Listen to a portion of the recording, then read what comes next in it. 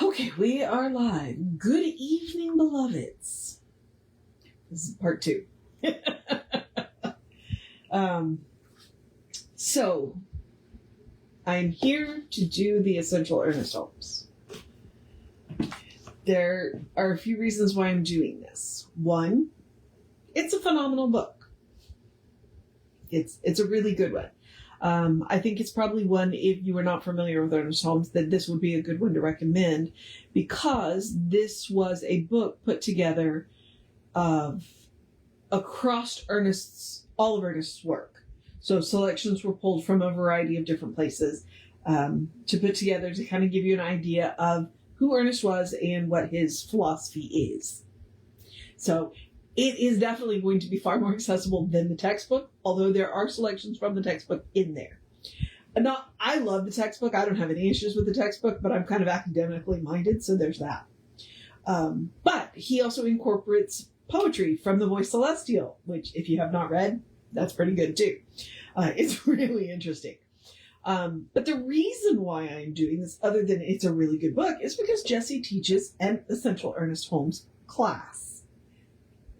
The book came first, and then they came to him and said, hey, why don't you create a class? So he did, and he is currently teaching that class. And I decided to take it. Again, I don't know how many times I've had the class. I don't care. I will continue to take the class, because you always learn something new every time you take one of these classes. However, this time, since I'm doing the class, I have discovered that when I read the books out loud, i.e. here on Facebook Live, I benefit a whole lot more from it, and other people benefit from it too, because a lot of these books do not have audible copies. And as one of my classmates pointed out, like, I'm a little dyslexic. I'm a little ADHD.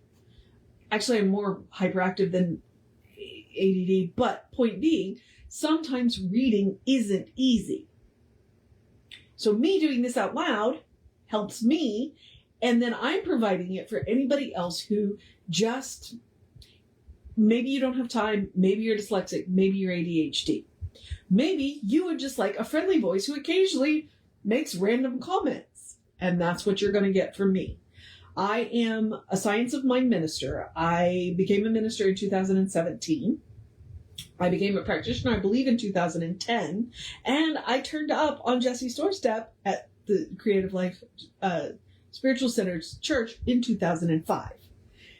I've been in this for 20 years. So when I make comments, that is what you are getting. You are getting the value of my 20 years in Science of Mind, along with all of the training I've had as a practitioner and a Science of Mind minister. So, my opinion is exactly the value that you are going to give it, because it is still my opinion. So I am doing this for Creative Life Spiritual Center. This will be archived both on Creative Life Spiritual Center's YouTube channel and the Running Rev Ryan YouTube channel. That's mine. Where you can go see all the other books that I have read, including a bunch of his. And that's where they will go to live after Facebook deletes them. So, and then that way, Jesse will have this book as read by me anytime he teaches this class. So, and because I usually do housekeeping, we are Creative Life Spiritual Center. The website is creativelife.org. The constant contact email, info@creativelife.org. That will get you one email a week that'll tell you like about these classes, things like that. And it's only 1 week, so it's worth it. We are also on YouTube, Facebook, Instagram. I think we have a TikTok, but I don't know that we're terribly active on TikTok. And you can find us by, searching either Creative Life Spiritual Center or Creative Life Spark. I think we're Creative Life Spark on Instagram and Threads. And you can go like, subscribe, follow, engage with the individual posts, do that kind of stuff. So that's what we are going on about. Okay, now, I'm doing chapter 1 today. He only asks us to read through page 27. I'm going to read the entire chapter. I'm not stopping on 27.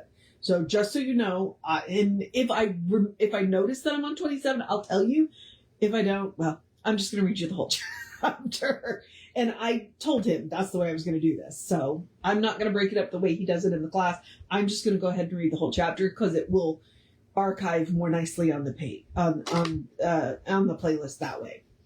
So, and then that way I don't have to figure out where to start and stop. I'm just going to read you the chapters.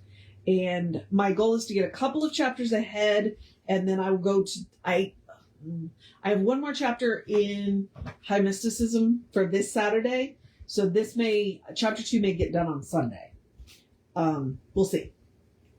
But we'll see what else I have to do. But my goal is to get a couple of chapters ahead so that you have at least a week to listen to this. And then if you're watching this any other time other than in August of 2016, well, you've got all the time you need. All right. So we are in part 1, The Law of Mind. Chapter 1, There is One Life.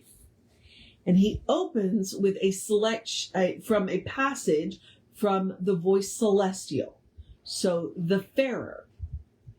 I know that poets, seers, and those they call the avatars, embodiments of God, declare they know by other means that there exists another world beyond. They say it was revealed to them or to another who stood behind another whom they knew. The mystery, they say, has been unsealed unto a chosen few. But I would like to know what I myself can know. I crave to know the meaning of great words. I ask that life may be defined, and what is love? Perchance I too can grasp a key that opens up the door and for myself unveil the mysteries. Or I may hear a voice beyond earth's hearing, or see a presence which shall reveal to me. I know in part, at least, the sayings of old faiths, religions great and small, and creeds, and creeds, and creeds. I shudder here within my lonely room, complex and dread. How often they affirm damnation to each. From them no answer comes to me unless a something stirs within me, and I hear a voice from out of the void, if such there be. The scribe.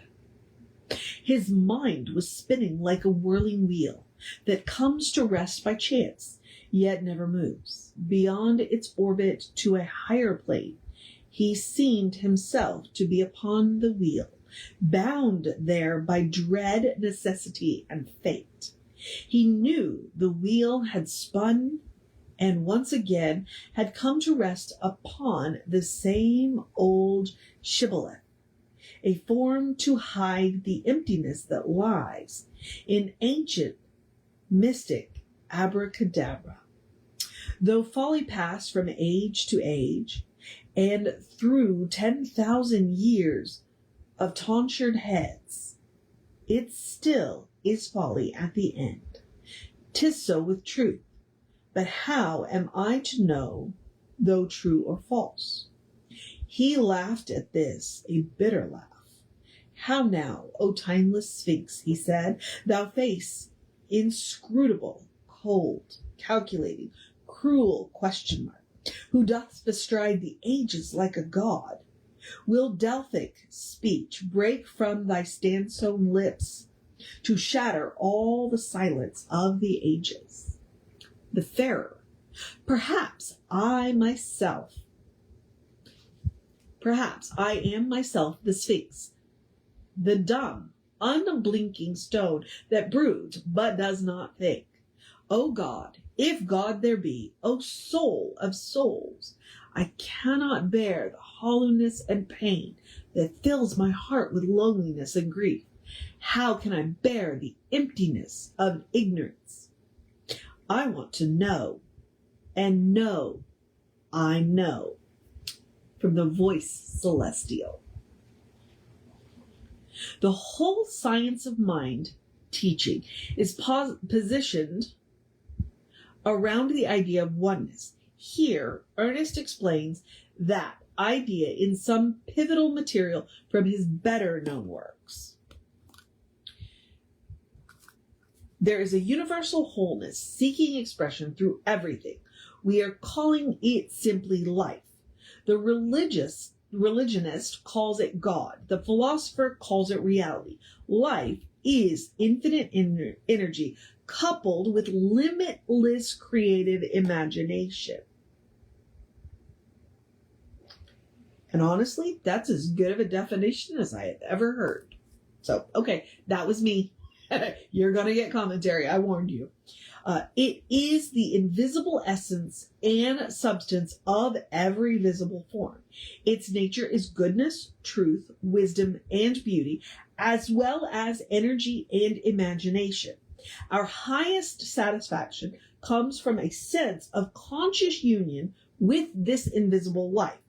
All human endeavor is an attempt to get back to first principle, to find such an inward wholeness that all sense of fear, doubt, and uncertainty vanishes.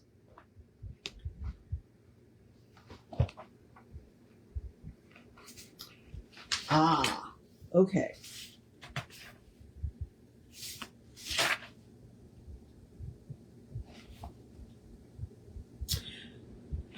Just so you know, in the back of the book is notes, and in the notes Jesse is telling you where he pulled each of these selections. For example, the passage that I just read is from this thing called You, page 3. So if you're curious to know where any of this is coming from, look at the bottom of the section, look for the little number, flip to the back of notes, and it will tell you where it is coming from. That is going to get really labor intensive for me to do. I'm not going to tell you all of that because it is available to you in the back of the notes. So just flip back to the notes, which is why I'm encouraging you to have a copy of the book and read along with me. So that way, if you want to know where any of this came from, you can flip back and find out. Because otherwise, that's going to be a lot of work on my part. And I've done it before. I don't think it's necessary for this. All right. So I'm going to move on. Could we but comprehend the fact that there is a power that makes things directly out of itself by simply becoming the thing it makes, could we but grasp this greatest truth about life and realize that we are dealing with a principle, scientifically correct and eternally present, we could accomplish whatever it is possible for us to conceive. Life externalizes at the level of our thought. Building on this idea, he offers the science of mind as, bullet points. So I'm about to read you 4 bullet points. The study of life and the nature of the laws of thought, the conception that we live in a spiritual universe, that God is in, through, around, and for us. There is nothing supernatural anywhere, on any plane. That which today seems to us supernatural, after it is understood, will be found to be spontaneously natural. Next bullet point. Based entirely upon the supposition that we are surrounded by a universal mind into which we think. This mind, in its original state, fills all space. It fills the space that humanity uses in the universe. It is in humanity as well as outside of humanity. If humanity thinks into this universal mind, they set a law in motion which is creative and which contains within itself a limitless possibility.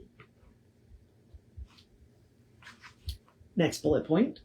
Not necessarily creating a new religion or sect, for it may be added to any spiritual system of thought, since it is a complement to all. And last bullet point, not a personal opinion, not a special revelation. It is a result of the best thought of the ages. It borrows much of its light from others, but in doing so robs no one, for truth is universal. Okay? Later, in material furnished with the extension course, he expands on this in terms of religious science, the edifice constructed to deliver the science of mind teaching. Religious science is the outcome of what has gone before, and we believe a forerunner of what is to come. Religious science is not a personal opinion, nor is it a special revelation. It is a result of the best thought of the ages. It borrows much of its light from others, but in doing so robs no one, for the truth is universal. Taking the best from all sources, religious science has access to the highest enlightenment of the ages. Shorn of dogmatism, freed from superstition, and always ready for greater illumination, religious science offers the student of life the best that the world has discovered. In its practice and teaching, religious science endeavors to include the whole life. It is not a dreamy mystical cult, but the exponent of a vigorous philosophy applicable to the everyday needs of life, and this accounts for its rapid growth. People find in it a message that fits with their daily needs. And that's one of the things that I absolutely do love about Science of Mind, is that there's nothing left out. You know, it doesn't matter how big or small, whatever it is that you were working on, it is applicable to everyday life. Everything. You know, there's nothing off limits for treating. There's nothing too big, nothing too small. You know, everything can be treated about. You know, there's nothing that you can't use this for. You know, and that's one of the things that I absolutely love, is he meant this to make your whole life better, not just your spiritual life. Yes, it is meant to enlighten your spiritual life, but it's meant to transform your whole life. I love Ernest for that. Okay, back to the reading. The conventional idea of a future life with its teachings of reward and punishment is not stressed. The gospel is the good news for the here and now. Religion, if it means anything, means right living and right thinking wait upon no future, but bestow their rewards in this life, in better health, happier homes, and all that makes for a well-balanced, normal life. Especially in smaller group gatherings with his audience Especially in smaller group gatherings where his audience was more well-versed in this worldview, Ernest would discuss primary reality in more lofty, poetic ways, as in these two selections. We believe that for every visible object, there is a divine pattern of that object in the invisible to which the object is related. This applies to a bed, the grass, or an archangel, as if such a creature exists. And I suppose they do. There must be beings beyond us as we are beyond tadpoles. But it will be time enough to consider this when we arrive at the next state of consciousness. We really wouldn't know how to be an archangel right now. I can conceive in my imagination a beauty so splendid that should I perceive it now, it would shatter even my physical being. There must be such beauty because now we do see only in part, and beyond that which we do see is more and more. Always there is something locked behind the border, something yet to learn. We always find it so, and the search and seeking are eternal. The spirit will be true to itself at every level of expression, but it will never be completed. If it were ever to be completed, then we would have to add the assumption of completion, continuation, and eternal boredom. And then even God would become tired of itself. God is doing something to and through every one of us all the time. As Emerson said, the Ancient of Days is in the latest invention. Here we have the spirit or the absolute, and we have this medium or the law of mind in action, the psychic world. And we have the body, manifestation or effect. The divine spark falls, we will say, to the lowest arc of the material, to the lowest objective manifestation of the mundane clod. In all sacred literature, you read reference to this.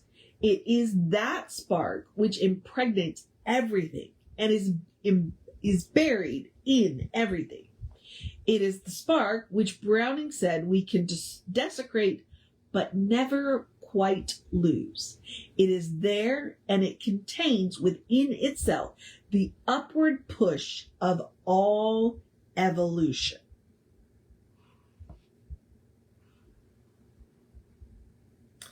The evolutionary process that impels things upward and onward from higher... Let me try that sentence again. The evolutionary process that impels things upward and onward from lower to higher forms of intelligence is occasioned because everything is impregnated with intelligence as unconscious memory, not as an intellectual conception. The logic of spirit is in the intellect, but the spirit is in the heart. Okay, hold on. That bears thinking about, so I'm going to think about it for a minute.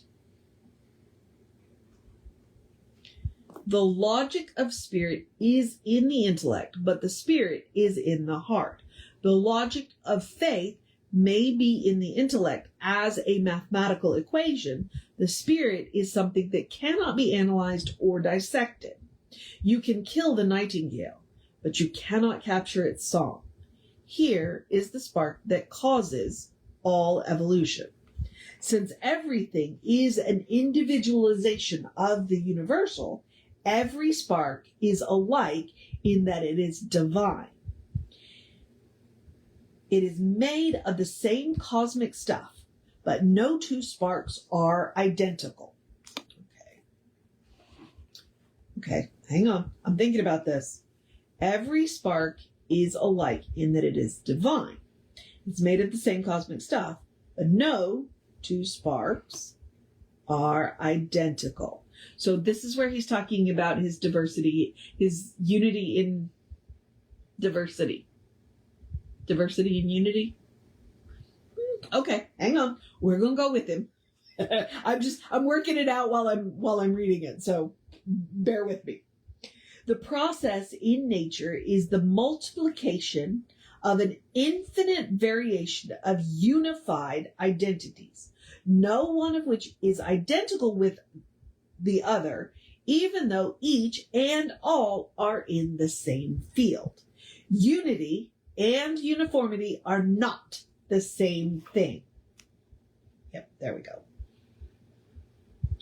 Unity and uniformity are not the same thing. No two blades of grass are alike. What does it mean spiritually? It means that incarnated within each one of us is not only a divine spark, not only an incarnation of the living spirit of the cosmos, but a unique presentation of the cosmic whole. If we can judge the unknown by the known, we have nothing to disprove and everything to prove that this individualization of the spirit in each one of us is rooted in common soil, having the characteristics and potentialities of its common background, contains what the ancients called the microcosm. We have every reason to suppose that there is, back of and within and around each individual, the divine representation of himself as the Son of God, forever expanding The universe is alive and awake and aware. All right, hang on. He makes a reference to Jesus and then, just kind of blows past it. We have every reason to suppose that there is, back of and within and around each individual, the divine representation of... the divine representation of himself as the Son of God forever expanding. So here, I think this is just kind of a weird way of saying it, but I like to talk about the Christ consciousness as software. Every one of us come pre-installed with the Christ consciousness, and I think that's what he's talking about right here. The divine representation of the Christ consciousness forever expanding. Okay, the universe is alive, awake, and aware. It's an interesting thing that all the great intuitions of the ages are gradually being verified by the investigations of modern science.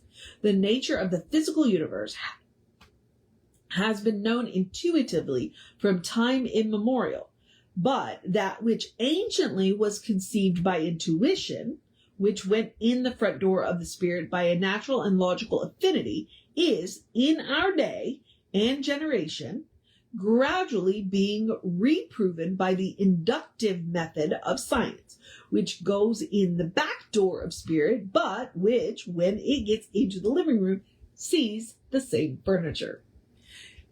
So when I was in school, I took a fair number of quantum physics-ish classes, at least two that I could think of right off the top of my head that were definitely quantum physics based. And so that's what he's talking about, is like, now, we were coming through the front door through intuition, and science is coming through the back door, but we're coming into the same room with the same furniture. In other words, it doesn't matter how we get there, as long as we get there. All right. So moving on, because that was the end of that section. So the 4 brief introductory sections of The Science of Mind, 1938. Okay. Hang on.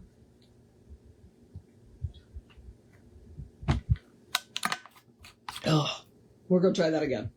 The 4 brief introductory sections of The Science of Mind, 1938, lay out Ernest's key ideas. Religious science ministers traditionally base their first 4 sermons of each new year on these. Here is the first of them. Note his opening remarks about science and religion. It was his contention that human spirituality is simultaneously scientifically provable and spontaneously mystical. So, literally, the thing itself from The Science of Mind text. That's what we are about to read right now. We all look forward to the day when science and religion shall walk hand in hand through the visible to the invisible. Science knows nothing of opinion, yet recognizes a government of laws whose principles are universal. Yet, any scientist who refuses to accept intangible values has no adequate basis for the values which they have already discovered. Revelation must keep faith with reason and religion with law, while intuition is ever spreading its wings for greater flights, and science must justify faith in the invisible. To suppose that the creative intelligence of the universe would create humanity in bondage and leave them bound would be to dishonor the creative power which we call God. To suppose that God could make humanity as an individual without leaving them to discover themselves would be to suppose an impossibility. Individuality must be spontaneous. It can never be automatic. The seed of freedom must be planted in the innermost being of humanity, but, like the prodigal son, humanity must make the great discovery for themselves. Hang on.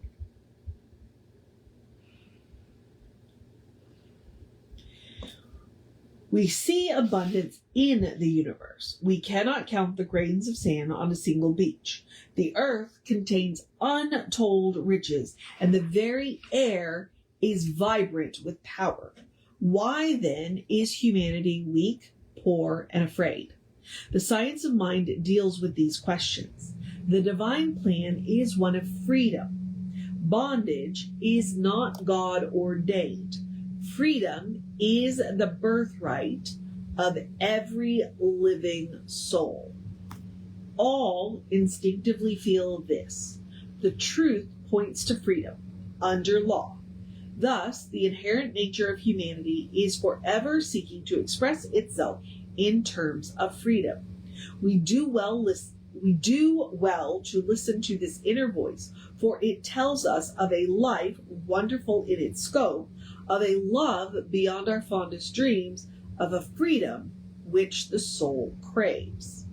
But the great love of the universe must be one with the great law of its own being, and we approach love through the law. This, then, is our teaching, love and law. As the love of God is perfect, so the law of God is also perfect. We must understand both. Whatever the nature of any principle may be, insofar as it is understood by anyone, it must be understood by all who take the time to investigate. This does not require an unusual degree of intelligence, but rather a practical application of what we now know in order that we may increase our knowledge. The study of the science of mind is the study of first cause, spirit, mind, or that invisible essence, that ultimate stuff and intelligence from which everything comes, the power back of creation, the thing itself. Okay. We accept this thing and believe in it. What we desire is to know more about it and how to use it. From proof alone, we know we are dealing with a definite principle. If one, through the conscious use of their knowledge, can produce a certain result, they must know with what they are dealing. It may seem as though in dealing with metaphysics, we are dealing with something which is too abstract. But what is tangible other than results? Principles are forever hidden from our eyes. We accept the deduction of science insofar as they are proved, and we recognize that they are built upon immutable but invisible principles. We are so used to the thought that if we mix certain colors, we get certain other colors, that we do not realize we are dealing with a principle. We know that whoever blends these particular colors will get the same results, but we do not know why. The wisest person living does not know why. We do not have to stretch our credulity anymore in metaphysics.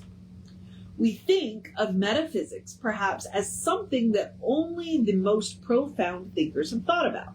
But we should remember that we are also thinkers. The profound thought of all ages has stood in awe of life itself, realizing that here is a power and a potentiality, the highest possibilities of which the human intellect cannot fathom. Universal principles are never respecters of persons. The universe has no favorites. Therefore, it is written, let them that are athirst come, and let whosoever will, let them take the water of life freely. That's Revelations 22:17, by the way. Ernest is not good at citing his sources, just so you know. There's an entire book, which I cannot remember the name of right now, but where several people went through the entire Science of Mind text and put all of its Bible quotes, told you where the Bible quotes came from. Ernest is really bad at citing his sources. So it's really nice when you see that. I don't know if Ernest put that in or if Jesse put that in. So it's just interesting. So just know, the more familiar you get with Ernest's works, you'll go, well, that's a Bible quote. I wonder where that's from. He does that a lot. Okay, back to the readings. I was just thrown off by that's from Revelations. I was like, huh, okay. All right, back to the reading. Let us approach the science of mind, the science of spiritual psychology, with awe, but not with fear, with a truly humble thought, but not with the sense that we are unworthy. Let us approach it normally, happily, willing to accept, glad to experiment, hoping and believing that as the result of our efforts we shall each derive a great good, a sound understanding of the natural laws of life as they apply to the individual and their relationship to the whole universal scheme of things. This is the simple meaning of true metaphysical teaching, the study of life and the nature of the law, governed and directed by thought, always conscious that we live in a spiritual universe, that God is in, through, around, and for us. There is nothing supernatural about the study of life from the metaphysical viewpoint. That is that which today seems to us supernatural, after it is thoroughly understood, will be found to be spontaneously natural. We all know that many have been healed of physical disease through prayer. Let us analyze this. Why are some healed through prayer while others are not? Can we believe that there is a God who picks out some person and says, I will honor your prayer, but I do not think so much of Mr. So-and-so? It is superstitious to believe that God will answer the prayer of one above another. Jesus said that God maketh his sun to rise on the evil and on the good, and sendeth rain on the just and the unjust. That's Matthew 5:45. Some people have been healed through prayer while others have not. The answer is not that God has responded to some and not others. Their prayer, their thought, has responded by corresponding. The answer to prayer is in the prayer. But what is a prayer? A prayer is a movement of thought within the mind of the one praying along a definite line of meditation that is for a specific purpose, which honestly is probably the best definition of prayer I have ever heard. Put me a little star by that. It's a really good one. Yeah. What is the mind? No person living knows. We know a great deal about the mind, but not what it is. By mind, we mean consciousness. We are now using it. We cannot locate mind in the body, for while the body is a necessary vehicle for consciousness while we are here, it is not consciousness. We cannot isolate mind. All we know about it is not what it is, but what it does, and the greatest philosopher who ever lived knows no more than this, except that they may tell us more of how it works. Mind, the thing, spirit, causation, is beyond, and yet not beyond our grasp. Beyond in that it is so big, within, in that whatever we grasp at it, we are it to the extent we grasp it. But since it is infinite, we can never encompass it. We shall never encompass God, and yet we shall always be in God and of God. Mind comes under two classifications. There are not two minds, but rather two names employed in describing states of consciousness: the objective or conscious and the subjective or unconscious. We think of the conscious state as our conscious use of mind.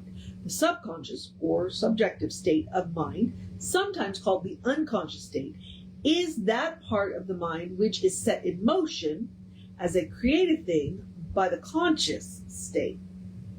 Marvelous as the concept may be, It is nonetheless true that humanity has at its disposal, in what it calls its subjective mind, a power that seems to be limitless. This is because they are one with the whole on the subjective side of life. Exclamation point, by the way. Humanity's thought, falling into their subjective mind, merges with the universal subjective mind and becomes the law of their life through the one great law of all life. Okay. That's pretty good. Okay. Hang on.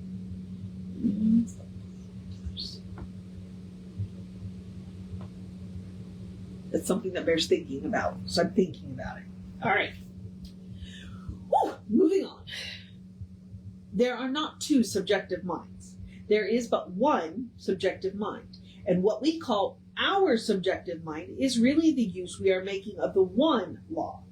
Each individual maintains their identity in law through their personal use of it, and each is drawing from life what they think into it. To learn how to think is to learn how to live, for our thoughts go into a medium that is infinite in its ability to do and to be. Humanity, by thinking, can bring into their existence whatever they desire, if they think correctly and become a living embodiment of their thoughts. This is not done by holding thoughts, but by knowing the truth. You can have this whole conversation about willpower, because willpower has absolutely nothing to do with this. Yeah, really. It's not by holding the thoughts, but by knowing the thoughts. So willpower has absolutely nothing to do with this. All right. Back to Ernest. Within us, then, there is a creative field which we call the subjective mind. Around us, there is a creative field which we call subjective. One is universal and the other is individual. But in reality, they are one. There is one mental law in the universe, and where we use it, it becomes our law because we have individualized it. It is impossible to plumb the depths of the individual mind because the individual mind is really not individual, but is individualized. Behind the individual is the universal, which has no limits. In this concept alone lies the possibility of eternal and endless expansion. Everyone is universal on the subjective side of life and individual only at the point of conscious perception. The riddle is solved, and we all use the creative power of the universal mind every time we use our own mind. Since this is true, it follows that we cannot say that one thought is creative while another is not. We must say that all thought is creative according to the nature, impulse, emotion, or conviction behind the thought. Okay, so we must say that all thought is creative according to the nature, impulse, emotion, conviction behind the thought. Thought creates a mold in the subjective in which the idea is accepted and poured, and sets power in motion in accordance with thought. Ignorance of this excuses no one from its effects, for we are dealing with law and not with whimsical fancy. The conscious mind is superior to the subjective and may consciously use it. Great as the subconscious is, its tendency is set in motion by the conscious thought, and in this possibility lies the path to freedom. The karmic law is not kismet. It is not fate, but cause and effect. It is a taskmaster to the unwise and a servant to the wise. Experience has taught us that the subjective tendency of this intelligent law of creative force may consciously be directed and definitely used. This is the greatest discovery of all time. There is no mystery here, but a profound fact and a demonstrable one. The road to freedom lies not through mysteries or occult performances, but through the intelligent use of nature's forces and laws. The law of mind is a natural law in the spiritual world. But what do we mean by the spiritual world? We mean the world of conscious intelligence. The subjective is a world of law and of mechanical order. In our lives, it is largely a reaction, an effect, a way. It is never a person, though it often appears to act as though it were one. Right here, many are completely misled, mistaking subjective impulses for actual personalities. This, however, is a field of investigation not fully to be considered here. In other words, there's a lot going on here, and Ernest doesn't have time for it. So he's going to let it lie. All right, so moving on. The simplest way to state the proposition is to say that we have a conscious mind that operates within a subjective field, which is creative. The conscious mind is spirit. The subjective mind is law. One is a complement to the other, and no real individuality could be expressed without a combination of both. No person has ever plumbed the depths of either the conscious or the subjective life. In both directions, we reach out to infinity, and since we cannot encompass infinity, we shall always be expanding and always enlarging our capacity to know and to experience. We need not ask why these things are so. There can be no reasons given as to why the truth is true. We do not create laws and principles, but discover and make use of them. Let us accept this position relative to the laws of mind and spirit and see what we can do with them, rather than how we may contradict the inevitable. Our mind and spirit is our echo of the eternal thing itself. And the sooner we discover this fact, the sooner we shall be made free and happy. The universe is filled with spirit and filled with law. One reacts to the other. We are spirit. We are law. The law of our life reacts to our spiritual or material concepts and builds and rebuilds according to our beliefs and faith. All people seek some relationship to the universal mind, the oversoul, or the eternal spirit, which we call God. And life reveals itself to whoever is receptive to it. That we are living in a spiritual universe which includes the material or physical universe has been a conclusion of the deepest thinkers of every age. That this spiritual universe must be one of pure intelligence and perfect life, dominated by love, by reason, and by the power to create, seems an inevitable conclusion. There is a power in the universe which honors our faith in it. There is a law in the universe which extracts the uttermost farthing. We all wish to feel that the power behind everything is good as well as creative, an eternal and a changeless intelligence in which humanity lives, moves, and has their being. Intuitively, we sense that every person in their native state is some part or manifestation of this eternal principle, and that the entire problem of limitation, evil, suffering, and uncertainty is not God ordained, but is the result of ignorance. It has been written that the truth shall make us free, provided we know the truth, and we note that the evolution of humanity's consciousness brings with it the acquisition of new powers and higher possibilities. We find ourselves torn by confusion, by conflict, by affirmation and denial, by emotion congested by fear, congealed by pride. We are afraid of the universe in which we live, suspicious of people around us, uncertain of the salvation of our own souls. All these things negatively react and cause physical disorders. Nature seems to await our comprehension of her, and since she is governed by immutable laws, the ignorance of which excuses no person from their effects, the bondage of humanity must be the result of our ignorance of the true nature of reality.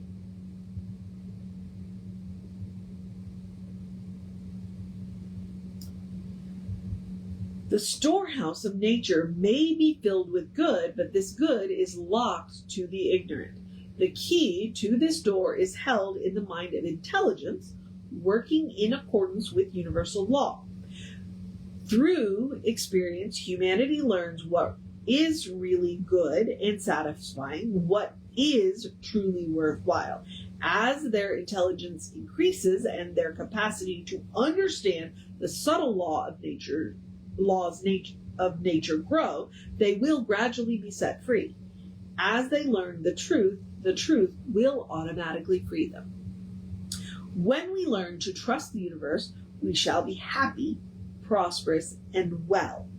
We must learn to come under that divine government and accept the fact that nature's table is ever filled. Never was there a cosmic rule. Okay, sorry. Every now and again, Ernest will just throw you a line and you're like, wait, what? And I was not prepared for never was there a cosmic famine. I mean, just really, come on. Never was there a cosmic famine. Just saying it out loud. Just never was there a cosmic famine. It just, I don't know, it rings a certain, it just touches something in my soul that I wasn't expecting. So, okay. Never was there a cosmic famine. The finite alone has wrought and suffered. The infinite lies stretched in smiling repose. Emerson. That is a line from Emerson. By the way, I don't know what I was reading the other day, but Emerson talks about the everlasting arms, and I ran across that in a Bible passage. So Emerson got the everlasting arms from a Bible passage, and I just went, well, dang! This cross-pollination is really cool. Okay, I've got completely distracted. Let's get back to this, because I do want to get this chapter finished tonight. Okay.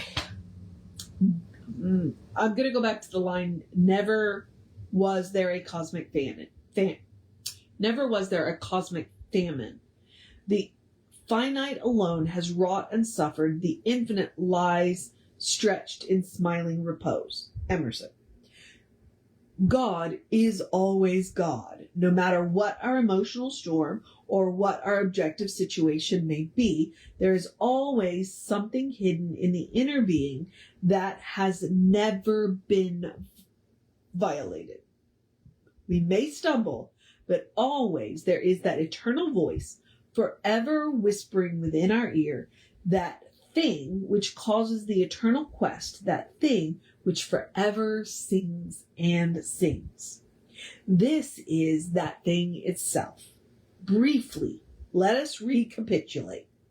There is that within every individual which partakes of the nature of the universal wholeness, and insofar as it operates, is God. That is the meaning of the word Emmanuel, the meaning of the word Christ. There is that within us which partakes of the divine, the nature of the divine being, and since it partakes of the nature of the divine being, we are divine. It reacts to us according to our belief in it, and it is an immutable law, subject to the use of the least among us, no respecter of persons. It cannot be bound. Our soul will never change or violate its own nature. All the denying of it will never change it. All the affirming of it will never make it any more than it is. But since it is what it is and works in the way that it works, it appears to each through their belief. It appears to each through their belief. It is done unto each of us as we believe. We will say then that in spirit humanity is one with God. But what of the great law of the universe? If we are really one with the whole, we must be one with the law of the whole as well as one with the spirit of the whole. If we try to find something difficult to grasp, then we shall never Hang on. Let me try that again because I think I left a word out. If we try to find something difficult to grasp, then we shall never grasp it because we shall always think of it as being incomprehensible. The mind, which we discover within us, is the mind which governs everything. This is the thing itself, and we should recognize its simplicity. Okay, hang on. We're just going to have to sit with that for a minute. We're going to have to sit with that for a minute. All right.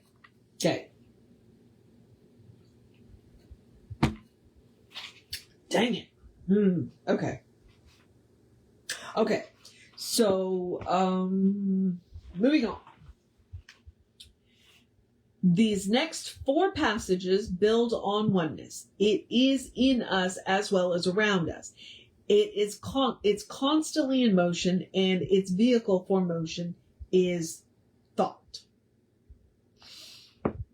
We must learn to live by inspiration. That means that we should let the spiritual depths of our being flow through our conversation and into our acts. Living by inspiration does not mean living chaotically. Our whole purpose is to make the intellect an instrument for the spirit. This is exactly what an artist does. We must all become artists in living. To live inspiration means to sense the divine touch in everything, to enter into the spirit of things, to enter into the joy of living. In our ignorance, we try to find our center outside the self. This can never be. The ancients said that God's center is everywhere and the circumference is nowhere. We are like the upward thrust of a wave. We look about seeing other waves apparently disassociated from us, but underneath is the one ocean pushing all waves upward. There is one mover in every movement, one undulating passion for self-expression. Okay, deep breath. Next passage. The universe is not a static thing forever reproducing itself exactly the same way. Neither is it something that was wound up, left to its own devices, and is now running down. It is, rather, a vast, infinite potential, which, while it must ever remain true to the laws of nature, will always be manifesting itself in infinite variations. One more deep breath. Next passage. Taking as the starting point the idea that the essence of humanity's life is God, it follows that they use the same creative process. Everything originate. That was just a weird way to pronounce that word. Let's try that again. Everything originates in the one, comes from the same source, and returns to it again. As God's thought makes worlds and peoples them with living things, so our thought makes our world and peoples it with our experiences. By the activity of our thoughts, things come into our life, and we are limited only because we have not known the truth. We have thought that outside things controlled us, while all the time we have had that within which could have changed everything and given us freedom from bondage. Everyone automatically attracts to themselves just what they are, and we may set it down to whatever we are. And we may set it down to wherever we are, however intolerable the situation may be, that we are just where we belong. There is no power in the universe but ourselves that can free us. Humanity must bring itself to the place in mind where there is no misfortune, no calamity, no accident, no trouble, no confusion. Where there is nothing but plenty, peace, power, life, and truth. They should definitely, daily, using their own name, declare the truth about themselves, realizing that they are reflecting their statements into consciousness and that they will be operated upon by it. This is called, in mysticism, high invocation. Invoking the divine mind, implanting within it seeds of thought relative to oneself. Okay, we have one passage left, and if you are following along in what the workbook says, this is where you would stop. This is the end. This last passage is the end of 27. I, however, am going to finish the chapter. So, just so you know, this last section is it for class 2.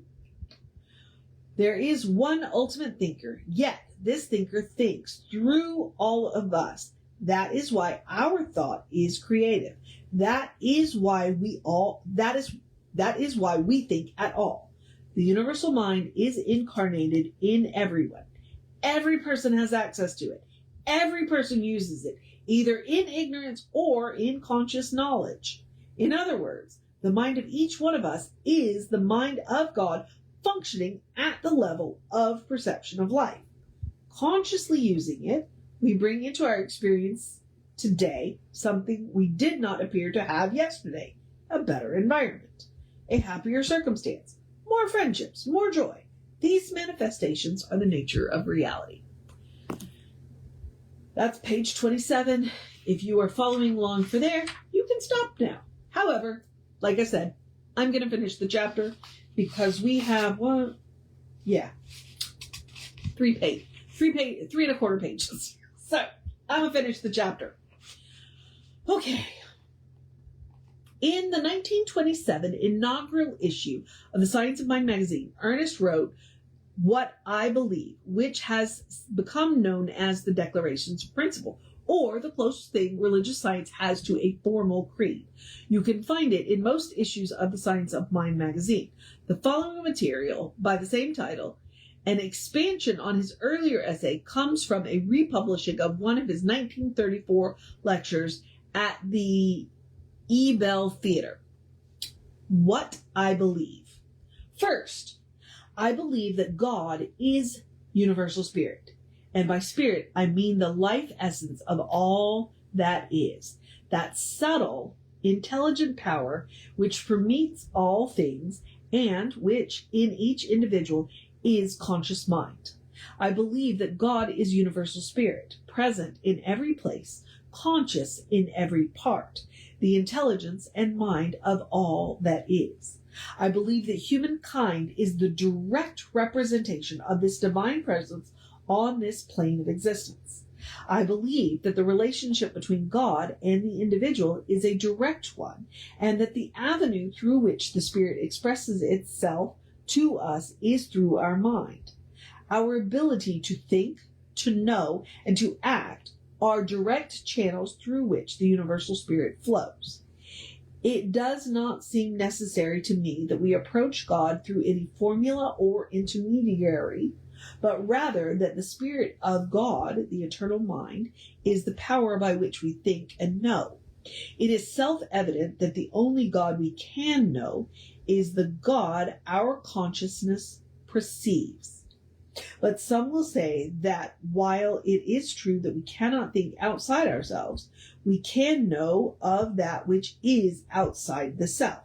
This is true, as is the fact that we have a city hall, but it would have no reality to me unless I were first aware of its existence. This is true of everything, and while the possibility of knowledge may and must expand, we are ignorant of that which we do not perceive. Therefore, I believe that God is to each one what that person is to God.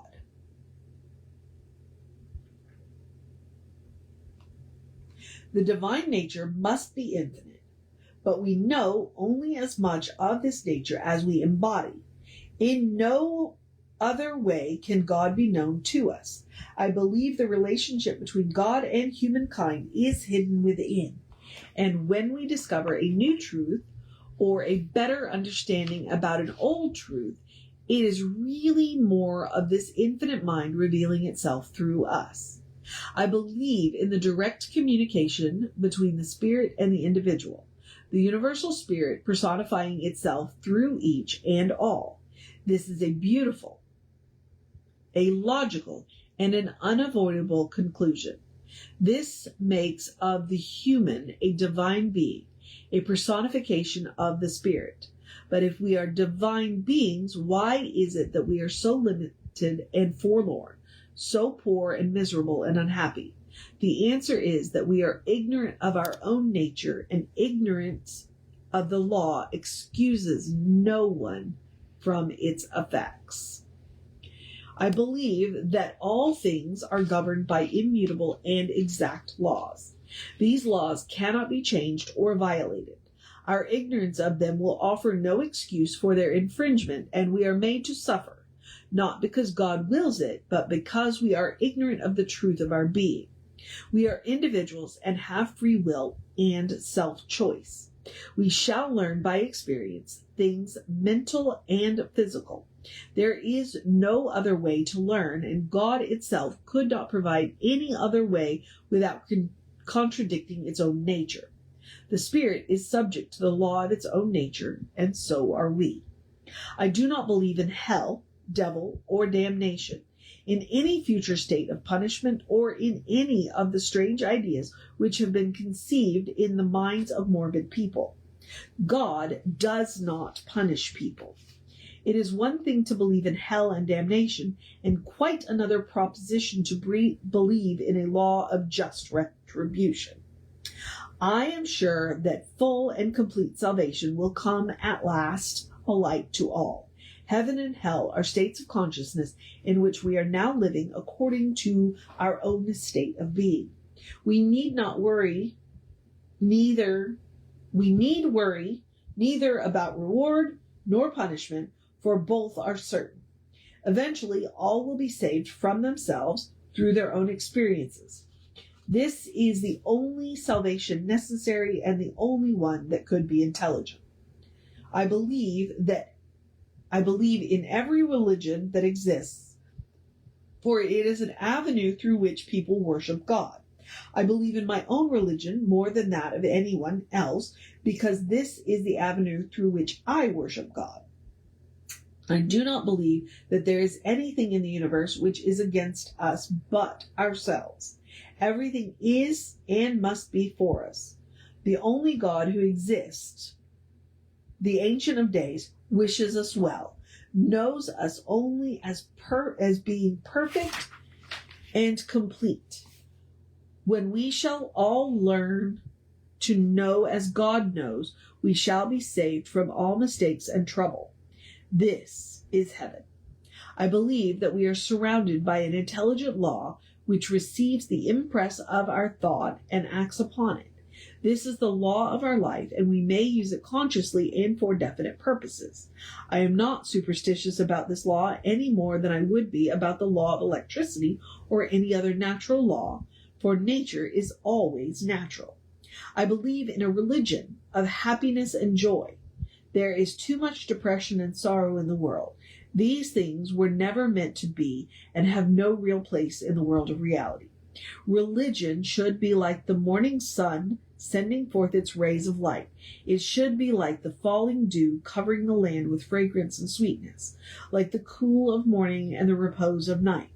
It should be a spontaneous song of joy and not a funeral dirge. For the fullness of a joyous heart, the mouth should speak. From the fullness of a joyous heart, the mouth should speak. I believe in the brotherhood of humanity, the parenthood of God, a unity binding all together in one perfect whole. I believe the Spirit is in the wind and the wave and manifests its presence throughout all nature, but most completely through our own minds and in our hearts. It proclaims our livingness and its lovingness. Okay, that was really moving. Really, really moving. Okay. That just really stirred a tone in my soul. We've got two more. Often Ernest used anecdotes or conversational exchanges to deliver his message. A definite extrovert, he would talk with anybody about anything.